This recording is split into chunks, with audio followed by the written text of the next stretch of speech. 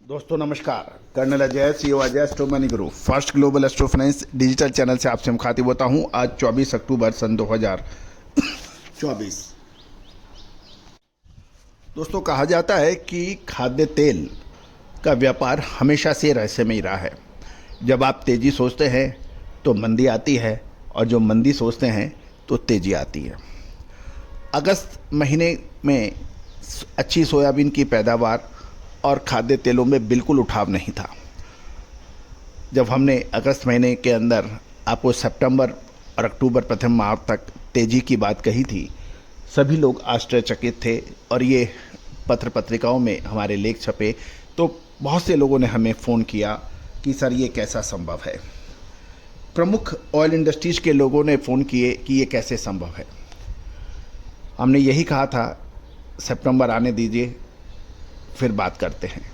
और सितंबर में खाद्य तेलों की तेज़ी ने एक तरफा तेज़ी दिखाई दी। फिर आया अक्टूबर प्रथम सप्ताह, चारों तरफ हर व्यक्ति तेज़ी की बात कर रहा था। हमने अपने चैनल पर अग्रिम अनुमान 15 दिन पहले दिया कि खाद्य तेलों में गिरावट आ सकती है, मुनाफा वसूल कर लो ऊपर के स्तर पर। वो एपिसोड आज भी उपलब्ध है, आप देख सकते हैं। और जो महानुभाव वो एपिसोड को देखना चाहते हैं वो हमें व्हाट्सएप पर मैसेज कर सकते हैं, हम उसका लिंक आपको भेज देंगे। क्योंकि तेज़ी आने से पहले और मंदी आने से पहले यदि आपको विश्लेषण मिले तो ही आप इस तेल बाज़ार में कमा सकते हैं, अन्यथा नहीं। अन्यथा इतना ज़बरदस्त उतार चढ़ाव है और अधिकतर तेल मिले परेशानियां झेल रही हैं। तो दोस्तों, अग्रिम विशेष और तेजी मंदी की विशेष रिसर्च रिपोर्ट के लिए आप संपर्क कर सकते हैं। और खबर ये निकल के आ रही है कि आज 24 तारीख को सोयाबीन और सरसों के अंदर तेजी का रुख बन गया है।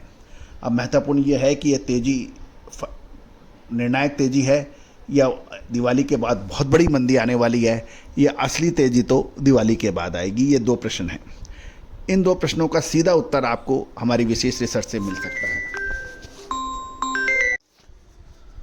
दोस्तों, जानिए विशेष रिपोर्ट विस्तार से। दोस्तों, खबर निकल के आ रही है कि सोयाबीन और सरसों के अंदर आज 24 अक्टूबर को मजबूती देखी जा रही है।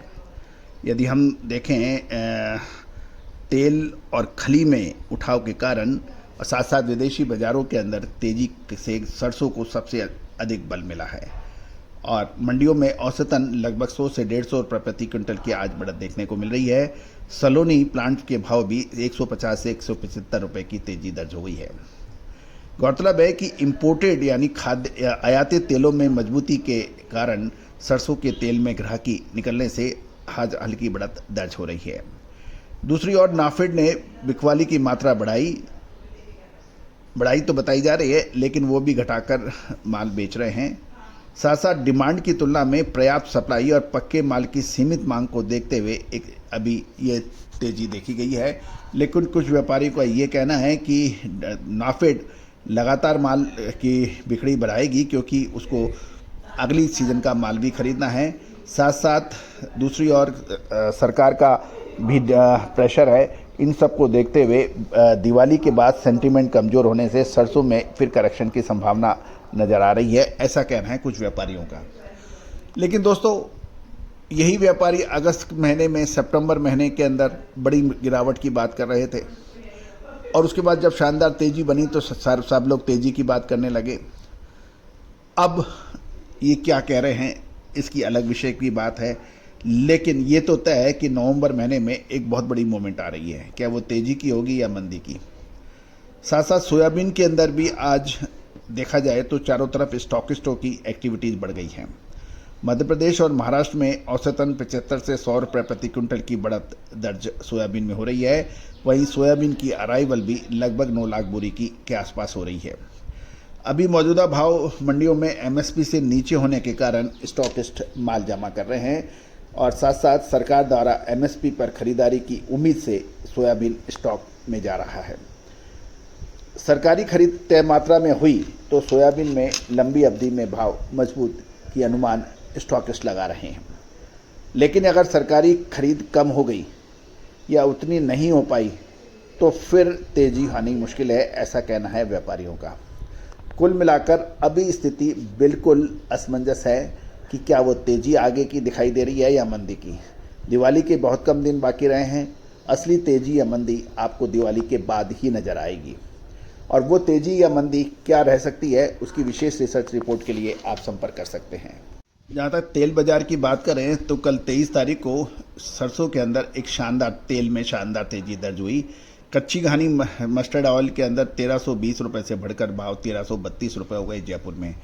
भरतपुर, अलवर और कोटा यहाँ भी 1309, 1310 इसके भाव से बढ़कर 1311 से 1312 रहे, लेकिन जयपुर में अच्छी तेजी रही। दूसरी ओर मस्टर्ड ऑयल एक्सपेलर के भाव भी जयपुर में 1310 से बढ़कर 1313 हुए हैं। दिल्ली के अंदर भाव समान रहे, चरखी दादरी में भी भाव समान रहे।